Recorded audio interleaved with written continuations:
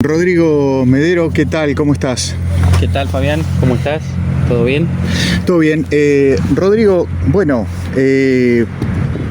vos sos una persona que es de toda la vida de aquí a Victorica, pero por allí, si esta entrevista no la ve alguna otra persona que no sea de aquí de Victorica y que, bueno, le interese quién es el personaje, contanos algo de, digamos, de tu edad, de dónde venís, dónde naciste. Bueno, Rodrigo es mi nombre, como ya lo dijiste, Medero mi apellido, hijo de Hildo y Medero y de Margarita Lucero, Margarita Miranda, como la pueden llegar a conocer. Familia de toda la vida de acá de Victorica, todos nacimos acá, mi hermano también. Tengo 42 años y he tenido vaivenes emocionales con respecto al pueblo. Lo he querido más en algún momento y lo he querido un poco menos en otros momentos, pero nunca me he sentido de otro lugar. He estado en otros lugares, he pasado tiempo en otros lugares, pero siempre sentí y sigo sintiendo, y cada vez más, que mi casa es Victorica. Contanos, a estos 42 años, digamos, ¿qué recordás del Victorica de tu niñez? Bueno, ha cambiado, no sé si Victorica, sino más los hábitos de la gente. Yo siempre hablo con mi señora de eso, porque incluso con mi señora tenemos por ahí una diferencia de edad que hace que la niñez de ella haya sido diferente a la mía. Y yo le contaba, hace pocos días le contaba, porque León, una vez por semana o 2 veces por semana, nuestro hijo juega al fútbol en una canchita o al aire libre. Ahora con pandemia se complica un poco, pero lo hace. Pero no es una situación diaria, digamos, el jugar en una canchita de fútbol. Y nosotros crecimos en una canchita de fútbol, en la calle. Era ir a la escuela, siempre caminando. Vivíamos cerca de la escuela, cerca de todo en realidad. Estudiar a la mañana en la escuela, a la tarde alguna actividad extraescolar, como podía ser dibujo, inglés. Todo caminando, todo cerca del barrio. Y el fútbol era una cosa, pero prácticamente obligatoria, no mía, de la mayoría de los varones de esa época, ¿no? Estoy hablando hace 30, 35 años. En la calle, en la cancha, en la escuela, en todos lados. Y eso ha cambiado mucho. Incluso en un pueblo como Victorica ha cambiado mucho. ¿Vos decís por la cuestión de los juegos electrónicos o por simplemente cambio de perspectiva, de expectativa de los chicos? Sí, por todo eso que decís, los juegos electrónicos, que yo los descubrí recién cuando tenía 10, 12 años, tuve mi primera computadora y fui un afortunado porque no era común en esa época, y me atrapó, así como ahora los atrapa a los chicos que tienen 1 año o 2, a mí a los 10 o 12 años me atrapó, así que los entiendo a los chicos. Si yo hubiera tenido todas las opciones que mi hijo tiene ahora a nivel tecnología, y quizá no hubiera jugado tanto al fútbol en la calle. Pero aparte hay una cuestión también cultural, hay algo de los padres. Por ahí tenemos miedos que antes no existían, creo. El otro día hablábamos con padres amigos y nosotros competíamos mucho en todo lo que podíamos, en fútbol, en natación, en bicicross, en karate, en maratón. Hacíamos lo que fuera deporte, lo hacíamos. Mis viejos me incentivaban, y a mi hermano también, para que lo hiciéramos.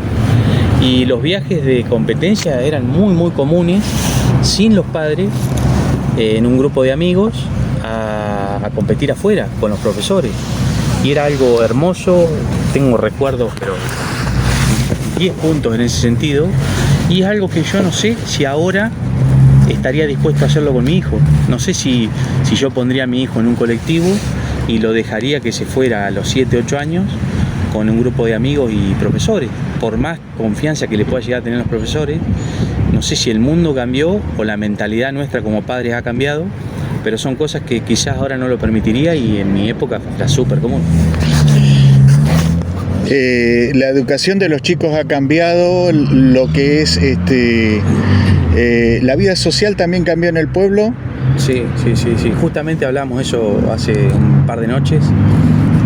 Yo contaba, igual yo te hablo de mi punto de vista, que puede ser muy distinto al del resto, ¿no?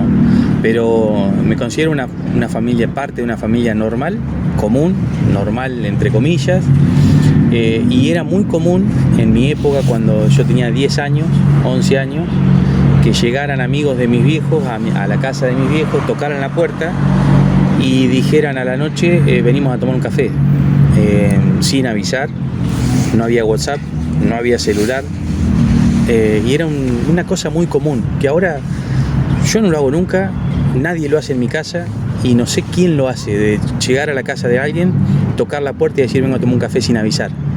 El mundo nuestro, la pequeña burbujita nuestra, es terminar de trabajar todas las noches, comer y cada uno en su teléfono, en su celular, en su computadora, Netflix, muy encerradito.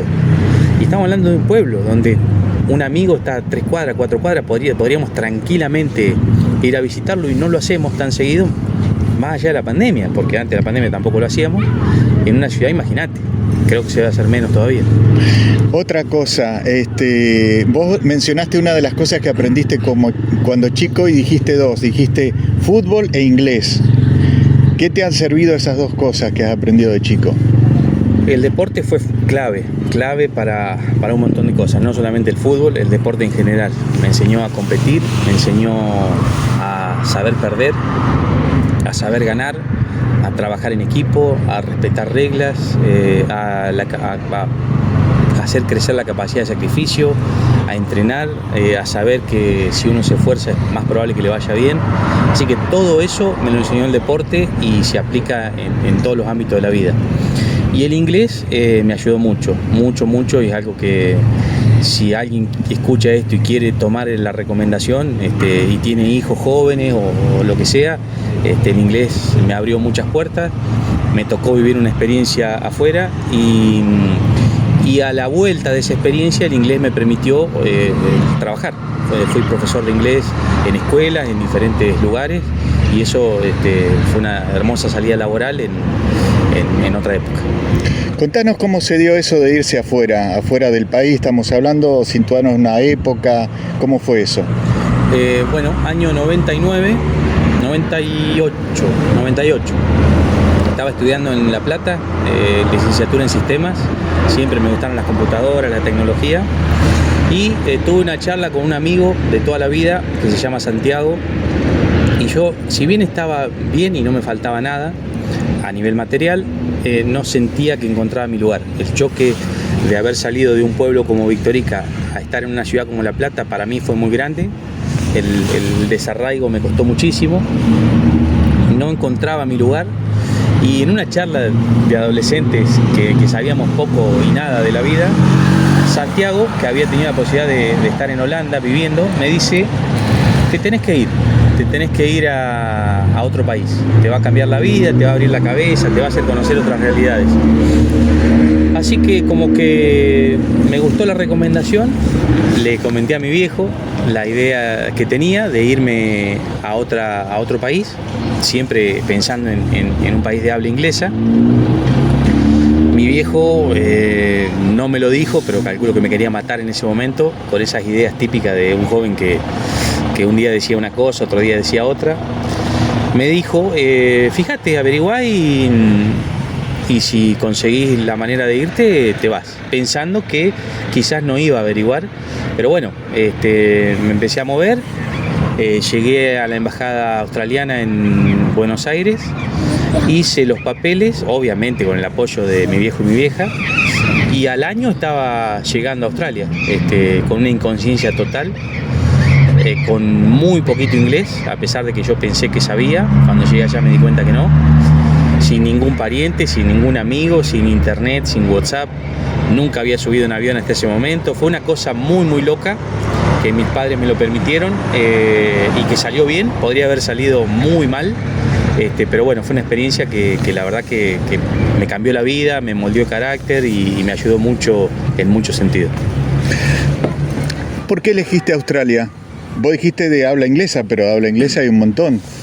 Yo en ese momento barajaba las posibilidades de Inglaterra, Estados Unidos, Canadá y Australia. Fueron los 4 países que se me ocurrió averiguar en ese momento, año 98, con el 1-1. Eso lo aclaro porque Ahora, salir a estudiar a otro país o a vivir a otro país es algo muy, muy difícil para cualquiera, pero en ese momento me costaba más barato vivir en Australia que en Argentina. Eso lo quiero aclarar y marco ese contraste tan grande que había en ese momento comparado con ahora, con esta época de ahora.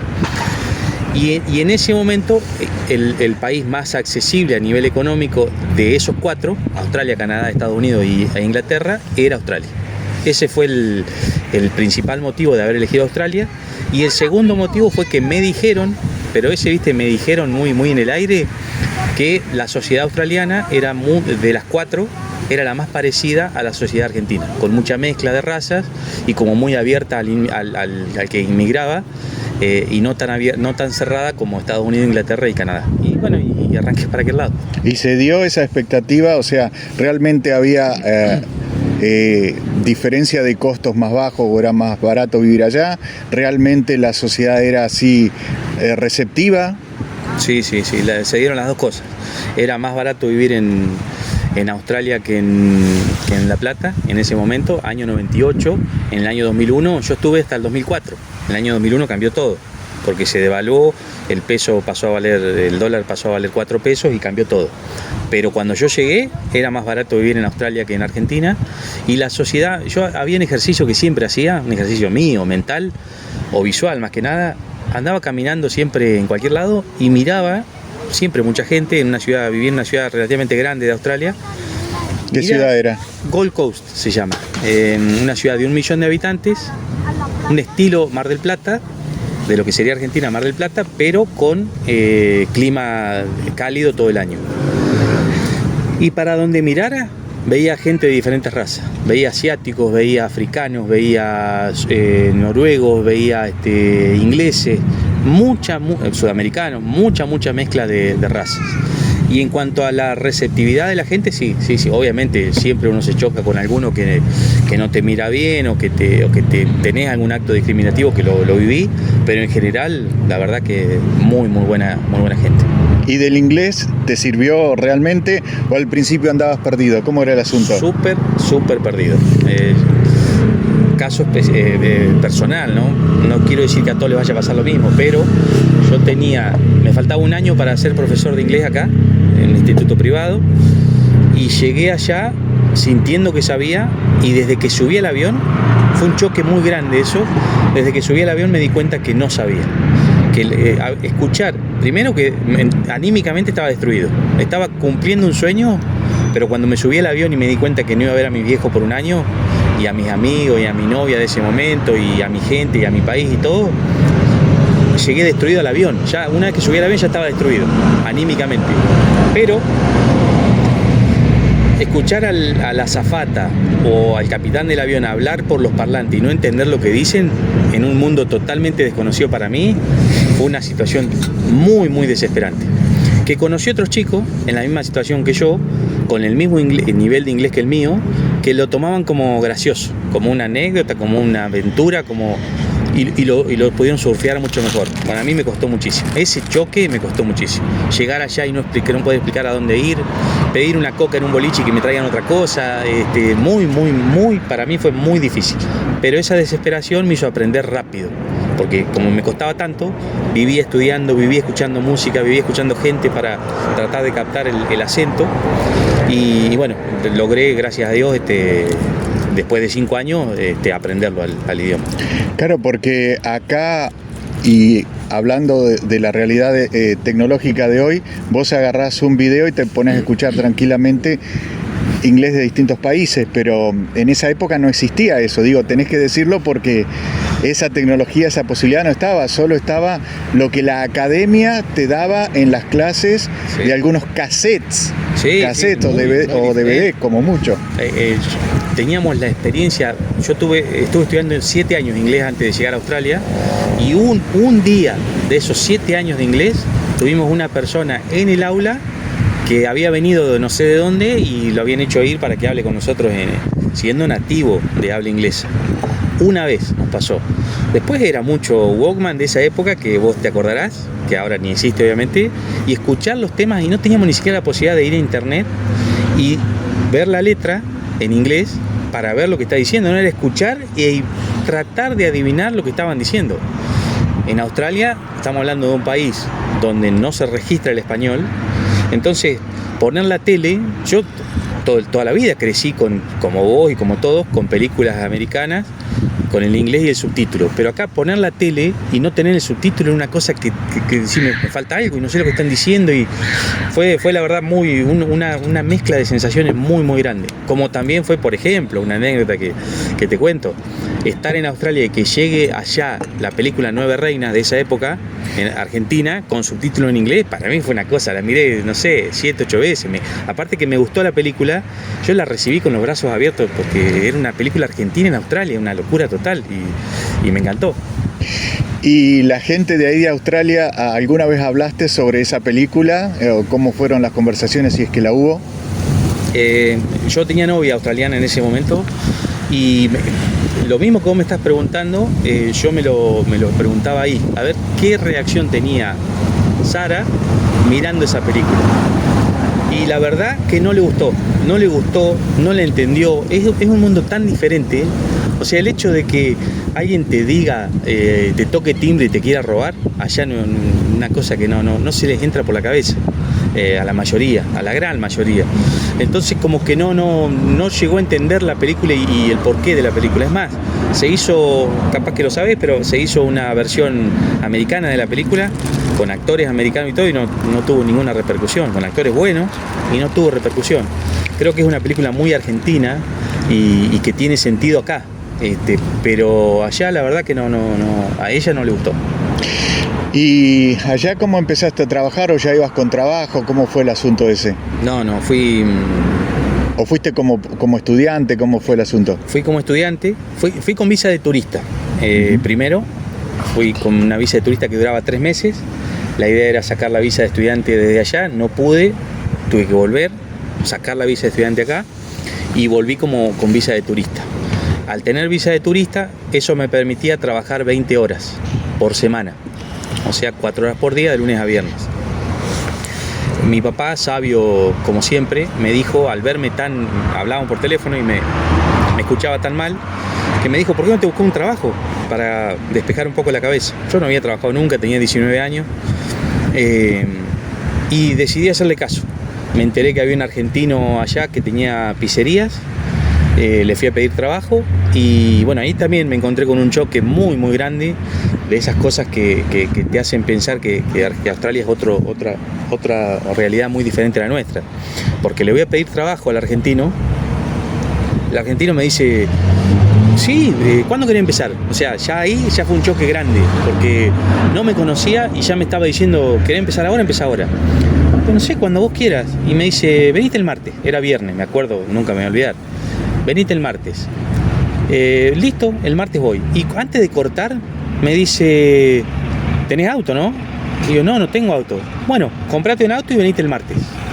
O sea, esa situación, ese diálogo que acá es imposible, que un chico te esté pidiendo trabajo y vos le digas, bueno, comprate un auto y venite el martes, él me lo dijo. Y me lo dijo, y yo digo, pero pensé, no le dije nada, digo, pero este tipo está loco, que comprate un auto y venirte el martes.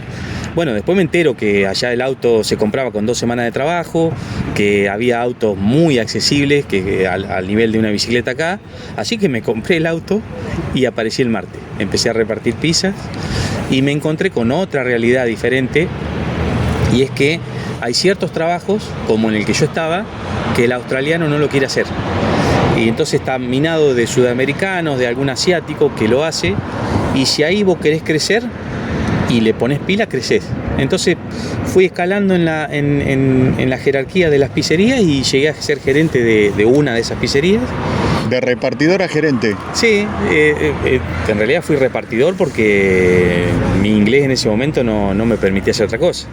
Cuando me olvidé decir, cuando el gerente me dice, el dueño de la pizzería me dice, comprate el auto y venite el martes, digo, no tengo auto, pero no importa, vengo a hacer pizzas. No, dice, ¿pizzas? Acá hacen los chicos de 15 para abajo. Es una ley que me obliga a que los chicos que yo contrato para hacer pizza tienen que tener 15 para abajo. Marco eso porque acá en Argentina vos contratás de 15 para abajo y estás rompiendo la ley. Estás preso no sé cuántos años. Claro, allá al revés. Yo veía, parecen cosas que...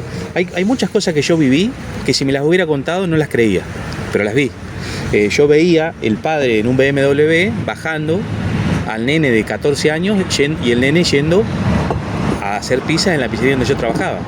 Y esas 2 horas que estaba ahí, porque no trabajaba más de 2 horas tampoco, no es que lo explotaban ni nada, esas 2 horas el chico era un empleado haciendo pizza, ¿no? Mi papá tiene un BM o soy hijo de tal, no. 2 horas haciendo pizza. Esa cultura hermosa que tienen en algunos países de enseñarle, que no importa de dónde vengas, tenés que esforzarte, ¿viste? Y desde chiquito se esfuerzan, tienen su plata para su celular, para su ropa, y a los 18 años volaban. O sea, no había posibilidad de que los 18 años sigas en tu casa, en la casa de tus padres. 18 años, afuera. ¿Y la cultura de seguir estudiando y eso, cómo era? ¿Era que tenías que seguir estudiando en la universidad era muy cara? ¿Cómo era? ¿Allá? Sí. ¿Para el australiano? Sí. No, para nada. Otra diferencia grande. El que quiere estudiar, estudia. El que tiene plata, lo paga. Todo es pago. No hay universidades gratis. No hay universidades estatales. Son todas, mejor dicho, hay algunas estatales, hay otras privadas, pero todas son pagas. A ninguna universidad vas y te dan todo gratis como acá. Primero. Segundo, el que quiere estudiar, estudia. El que tiene plata, lo paga. El que no tiene plata, el gobierno te da el crédito, pero te recibís y no empezás a pagar con el trabajo, sí o sí. Pero hay mucha gente que cumple los 18 años y dice: yo no quiero estudiar, y yo quiero ser taxista, y yo quiero ser albañil, y yo quiero ser electricista, y yo quiero trabajar en tal cosa, y viven toda la vida bien de esa manera. No es una cosa que si yo no estudio no vivo, si no estudio no como acá, que la única salida que hay es: mirá, si no te recibís vas a renegar toda la vida. No, ya siendo lo que sea, vivís. Auto, comida, casa, ropa y salud no son problemas para ellos. Son cosas que están, que obviamente tenés que trabajar, pero están cubiertas.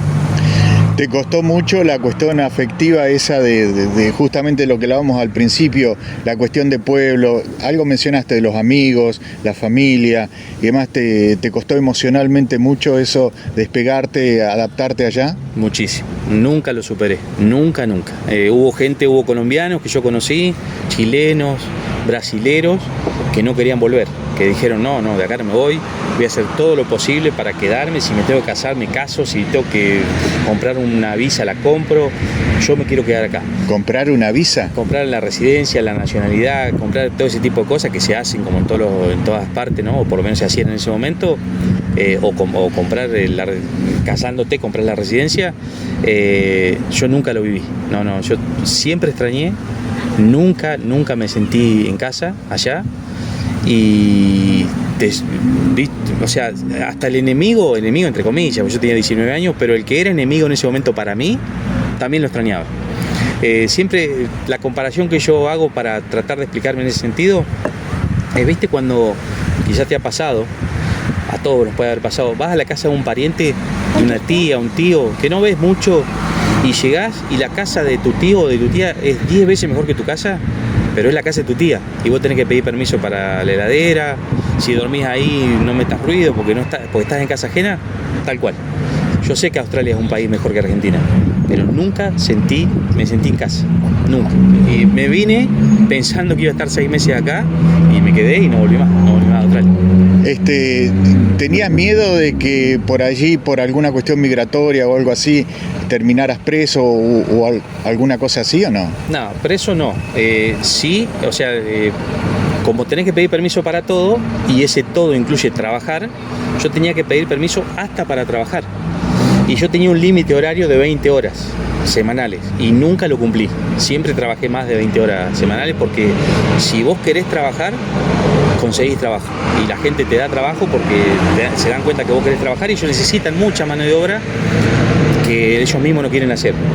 Entonces, como siempre estuve en falta en ese sentido, de trabajar más de lo que la ley me permitía, siempre estuve cortando clavos, digamos, de que me encuentren ese error, y no, preso no vas, pero te sacan del país. O sea, ni siquiera lo dudan o lo piensan o nada. Donde encuentran algo que no va, afuera del país, y 10 años, 12 años, 15 años, o no volvés nunca más.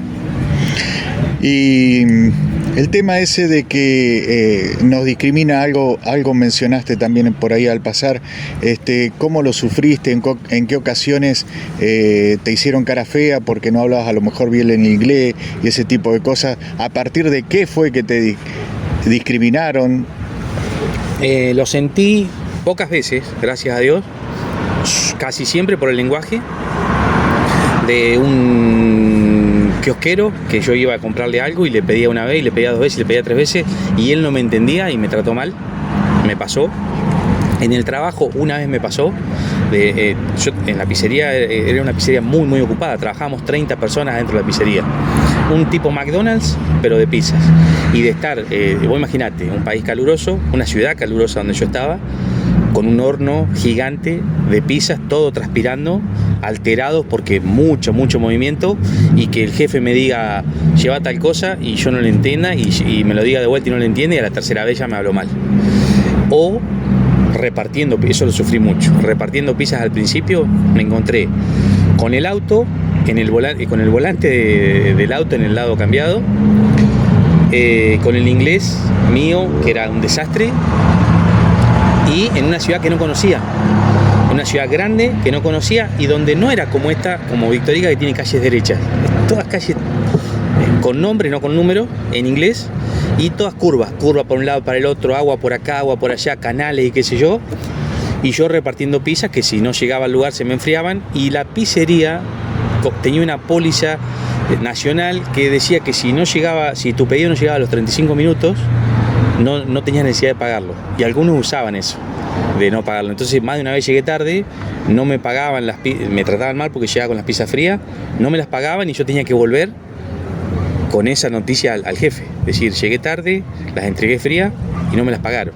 Así que esa situación fue difícil, más de una vez llegué llorando a mi casa y diciendo basta, no trabajo más, y bueno, y aguanté, y al otro día seguí, y después cambió tanto la situación que después de 2 años repartiendo pizzas, llegaba un australiano de esa ciudad a la pizzería, y el jefe le daba, mi jefe, que era el jefe de él, le daba el encargue para el australiano y le decía, tenés que ir a tal lado, y si no sabés, preguntarle a Rodrigo, porque yo conocía además la ciudad que muchos australianos, porque habían dado tanto, que bueno, que llegué a conocerla muy bien.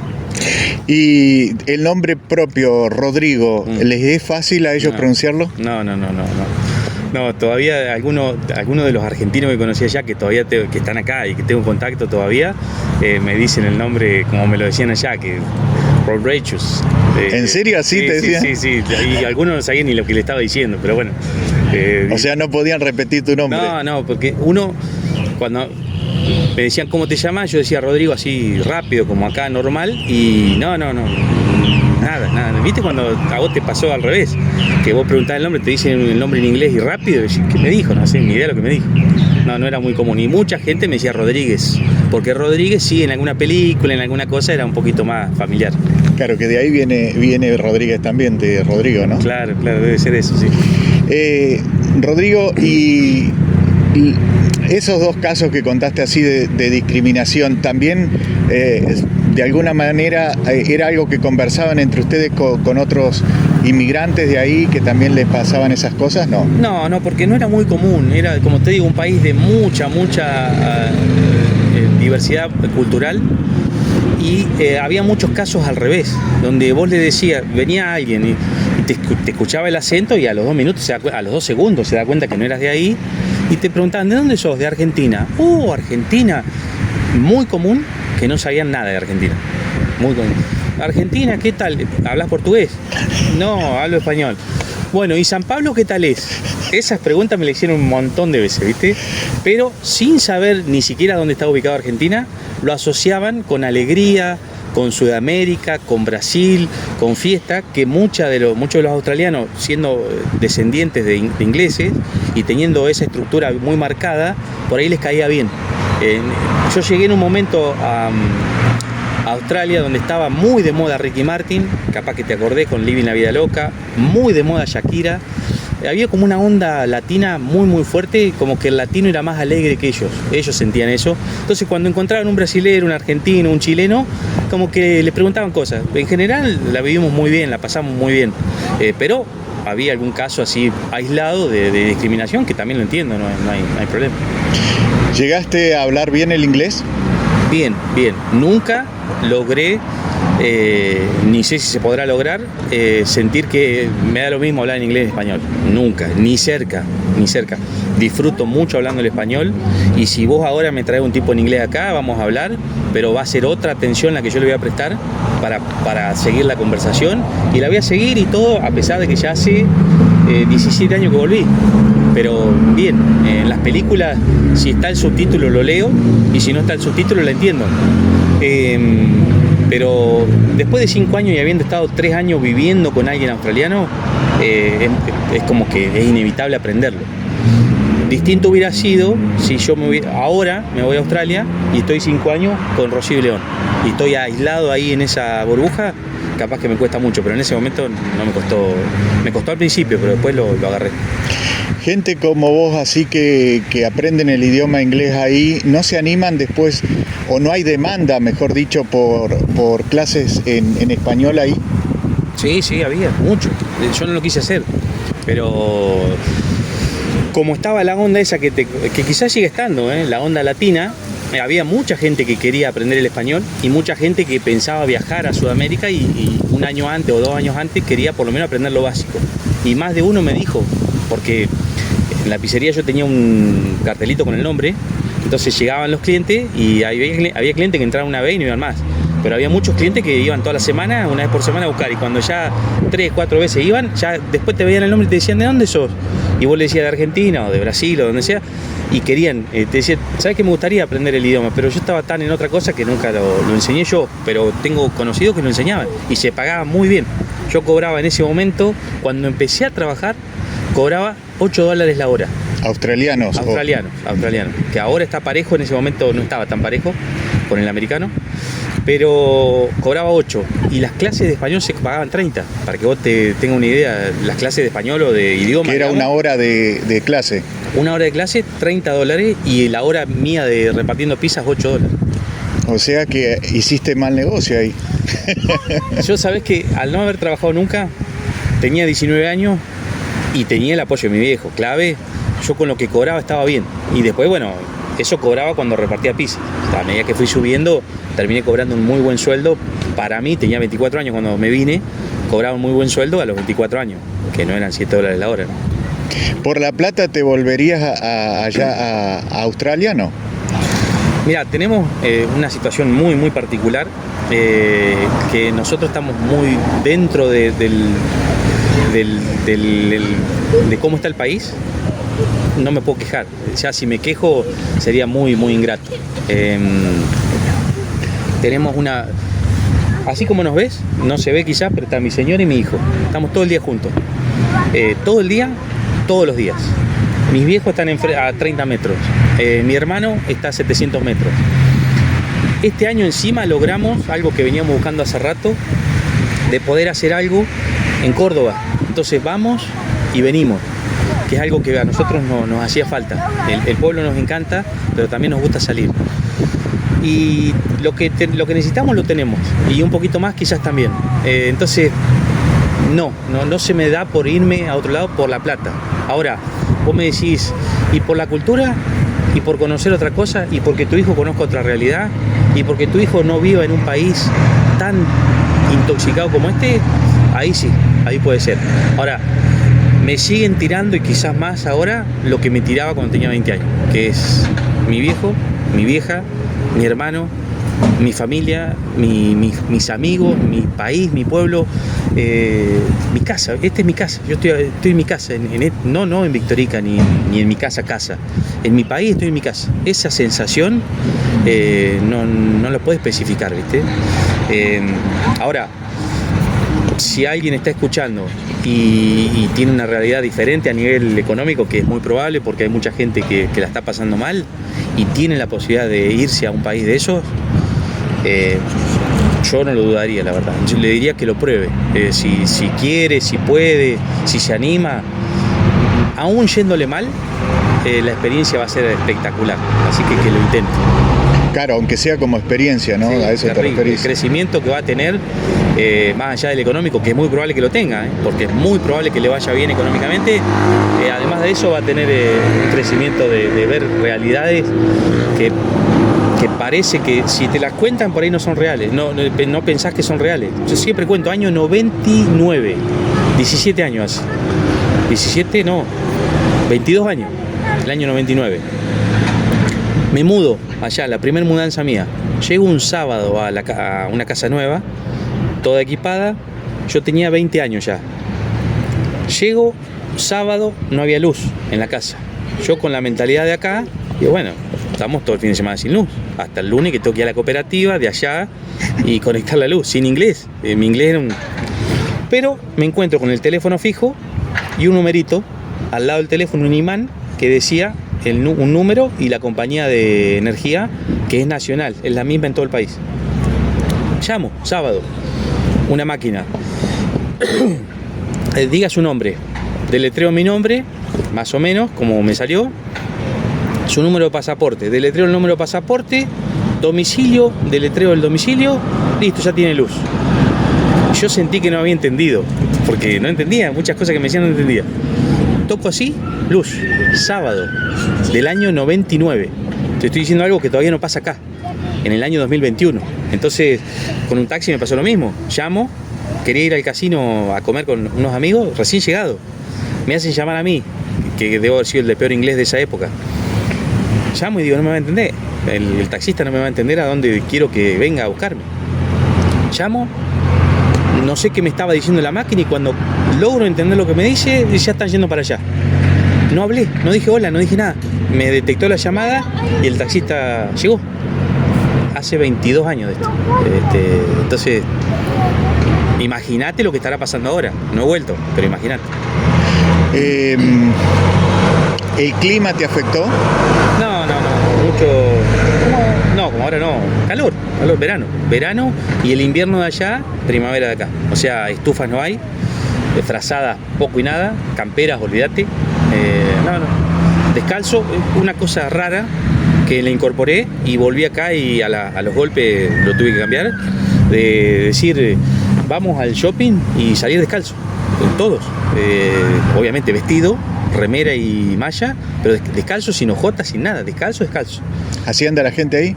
No te digo todos, pero muchos, y los jóvenes, casi todos. Yo era joven en esa época, andaba descalzo, iba al shopping, iba al punto de que un día quise entrar a un restaurante descalzo y me dijo el dueño, no, descalzo no puede entrar, allá. Al restaurante tenía que ponerte hojotas por lo menos.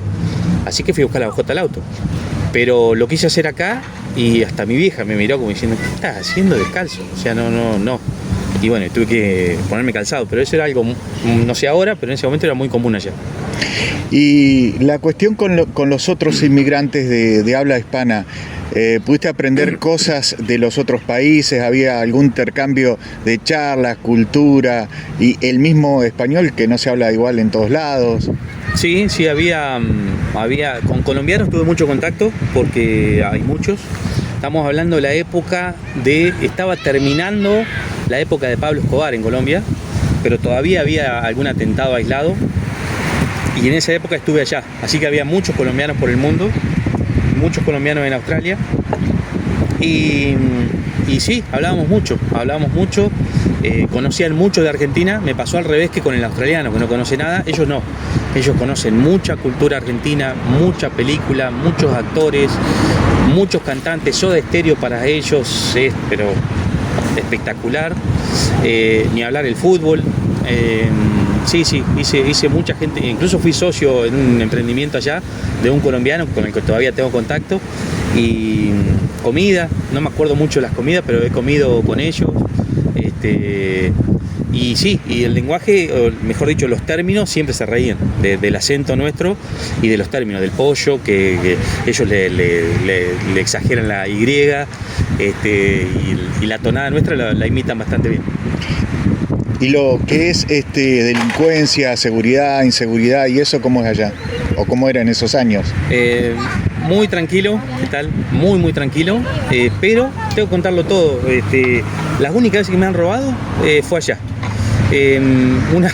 También un robo tonto, ¿no? Pero Repartía pizza yo, como ya lo conté, y salía con 3 o 4 pedidos, entonces no cerraba el auto con seguro.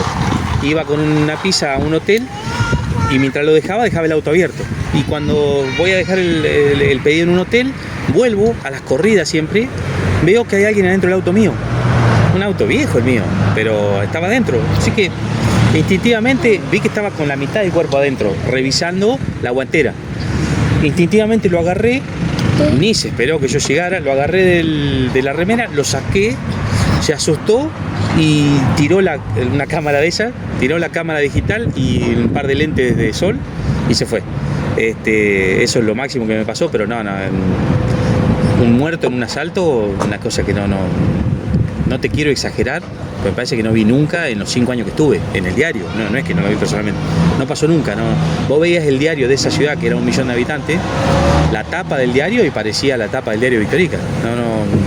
Llegó un mono nuevo al zoológico, una ambulancia nueva en el hospital, una tranquilidad terrible, pero me robaron, a mí me robaron. ¿Tenías tiempo para las vacaciones en los 4 años que estuviste? ¿Para tomarme vacaciones? Sí. Sí, pero nunca me las tomé, Ryan, nunca me las tomé. ¿Sabes qué? Una de las cosas que me arrepiento y que espero no hacerlas, porque todavía lo estoy haciendo a eso. Estamos hablando de Australia, el abierto australiano de tenis, donde encontrás a los mejores tenistas del país una vez al año, que me encanta el tenis. La Fórmula 1, que me encantaba, ahora no la sigo tanto, pero en ese momento la seguía mucho. Y no fui a ninguno de los dos. Estaba a 1000 kilómetros, pero estaba cerca y podía ir, era una cosa accesible. Que andás a ver si alguna vez en mi vida lo voy a poder hacer. Pero estuve 5 años, dije el año que viene voy, porque estoy trabajando, porque esto, lo otro, nunca fui. Y el año que viene se llegó y me vine acá y nunca fui. Nunca recorrí muy poquito ahí cerca, en los pueblos cercanos. Cuando iba de acá para allá, porque me vine 2 o 3 veces en esos 5 años, paraba en Sydney, entonces ahí recorrí un poquito Sydney, pero después me hablas de Melbourne, no conozco, me hablas de Canberra, tampoco la conozco. Conozco mucho la Gold Coast donde yo estaba, Brisbane, que es una ciudad muy linda a 1 hora de distancia, pero más que, Nueva Zelanda, hermoso, paré 2 o 3 días ahí cuando iba, porque hacía escala ahí el avión, que sería un ejemplo Argentina-Uruguay, Australia-Nueva Zelanda. Muy, muy lindo país. No sé si no está mejor que Australia en este momento, pero bueno, lo conocí de pasada. ¿Y qué detonó para que te vinieras? Estuve 3 años sin venir, la última vez. Las primeras veces iba y estaba 8 meses, 1 año y me venía. La última vez estuve 3 años sin venir. Habíamos comprado lo que es la esquina café, era nuestro. Yo lo había comprado desde allá y le habíamos puesto Margarita Pub con mi hermano. Y no lo conocía, lo había comprado y nunca había estado. La compramos en diciembre con mi hermano y yo me vine en junio. Y extrañaba mucho, quería venir a ver esto, cómo estaba. Había comprado unas computadoras, vos te vas a acordar, la época del 2004 volví, auge de los cibers. Había comprado computadoras para poner un ciber y tenía ganas de lo que había hecho allá, que en la última época tuvimos videoclubs, todavía existían los videoclubs en ese momento. Quería ver si lo podía hacer acá y lo intenté. Abrimos Margarita, abrimos un ciber, abrimos una cancha de pádel, pero lo que más me hizo venir fue el extrañar. Igual, lo repito, me vine con la idea de estar 6 meses y volver, y no volví nunca más. ¿Pero la cancha de pádel sigue como negocio? No sigue ninguna de las 3. Las 3 cosas que hicimos, a los 6 meses me había fundido. Siempre cuento también eso. El mismo Rodrigo, que allá le iba muy bien, vine, mi mentalidad fue la siguiente, muy simple. Yo sentí que era muy práctica, obviamente me equivoqué, pero digo, si estoy en Australia, pensaba yo en ese momento, en una ciudad de 1 millón de habitantes, teníamos 3 videoclubs, chiquititos así, compitiendo contra gigantes como era Blockbuster en ese momento. Yo decía, si puedo hacer eso acá, ¿cómo no voy a poder tener un bar y una cancha en Victorica? Lo voy a poder hacer. Bueno, volví y me encontré con cosas que yo allá no las conocía, como el fiado, el pariente, el amigo, la competencia desleal. tener un bar, que no es fácil. Yo pensé que era más fácil y no es tan fácil. Vivís de noche, hay mucha tentación de otras cosas para un chico joven como yo era en ese momento. Y me desordené y a los 6 meses había tirado el poquito capital, que para mí no era tan poquito, que había acumulado, que había podido juntar en 3 años, lo tiré en 6 meses acá. Y tuve que arrancar de cero otra vez. Pero bueno, acá estamos. El tema impositivo Australia-Argentina. Allá es alto, acá también, pero allá es medio como obligatorio, o sea, acá también, pero acá nadie lo hace. Allá si no pagás los impuestos tenés un problema grave. O sea, una charla que tuve con el jefe apenas empecé, cuando el dueño de las pizzerías esa donde yo trabajaba tenía 8 pizzerías en esa ciudad. Era el dueño, había hecho muy linda diferencia y no iba nunca a trabajar. Lo manejaba desde la casa. Teníamos una reunión cada 3 meses con él, los 8 gerentes con él. Y lo primero que me dijo a mí cuando llegué a ser gerente fue: Rodrigo, ojo con los impuestos, pagá los impuestos porque te van a... O sea, no era tanto problema trabajar de más, que me iban en ese caso me extraditaban, como no pagar impuestos. Por no pagar impuestos ibas preso directamente. O sea, eran altos y se pagaban. Pero a su vez, vos ves que los impuestos están ahí. Ves las calles, ves las rutas, ves la ciudad, ves todo, ves cómo cambia, está todo el tiempo construyéndose, todo el tiempo. La ciudad era, yo que andaba mucho en la calle repartiendo pizzas, era esquivar obras porque era todo el tiempo obras y edificios y rutas y calles y esto y lo otro, mucho todo el tiempo. ¿Algo que quieras agregar, Rodrigo, para así dejarte tranquilo esta tarde? Venía pensando, me habías adelantado un poquito que íbamos a hablar de Australia. Te agradezco mucho la oportunidad porque es algo que a mí me marcó, me encantó. Siempre se lo cuento a Rocío, ya se lo contaré a León, más allá que León ha escuchado un poquito las cosas, pero no le da dimensión todavía.